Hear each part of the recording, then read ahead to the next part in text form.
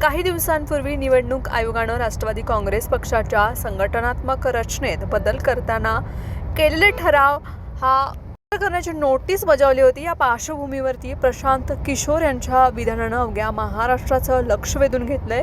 अजित पवार यांच्या निधनानंतर राष्ट्रवादीवरती नेमकं कोणाचं नियंत्रण राहणार आणि पक्षाची सूत्र कोणाच्या हातात जाणार हा मुद्दा पुन्हा प्रकर्षानं समोर येत आहे। दरम्यान तटकरे यांच्या नेतृत्वाला आता जालन्यातील राष्ट्रवादीचे नेते भाऊसाहेब कोरे यांनी आव्हान दिले। तटकरे यांनी महाराष्ट्र प्रदेशाध्यक्षपदी झालेली फेरनियुक्ती पक्षाच्या नियमानुसार झालेली नाहीये असा दावा करत कोरे यांनी निवडणूक आयोगाकडे धाव घेतली आहे। तटकरे हे दिवंगत अजित पवार यांच्या जवळचे विश्वासू नेत्यांपैकी एक मानले जातात आणि तटकरेंवर वाढणारा हा दबाव हा केवळ प्रदेशाध्यक्ष पदाचा प्रश्न नसून पवार कुटुंब आणि राष्ट्रवादीचं संघटनात्मक नेतृत्व यांच्यामधील संघर्षाचा भाग मानला जात आहे।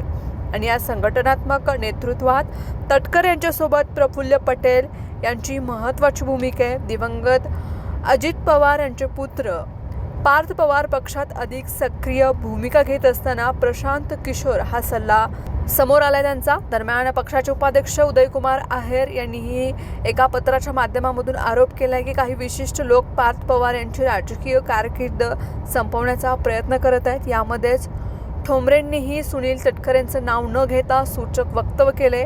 प्रत्येक पदाची एक मुदत असते, चांगली कामगिरी केली तर पदोन्नती मिळते, तर कामगिरी खराब झाली तर मुदत संपण्याआधीच पद हे जाऊ शकतं आणि लोकशाहीची संस्कृती म्हणजे पदाचा सन्मानानं त्याग करणं।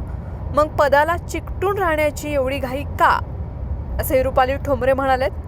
दरम्यान पार्थ पवार यांच्या जवळचे मानले जाणारे राष्ट्रवादीचे आणखीन एक नेते आहेत उमेश पाटील यांनी सोशल मीडियावरती सूचक पोस्ट केले।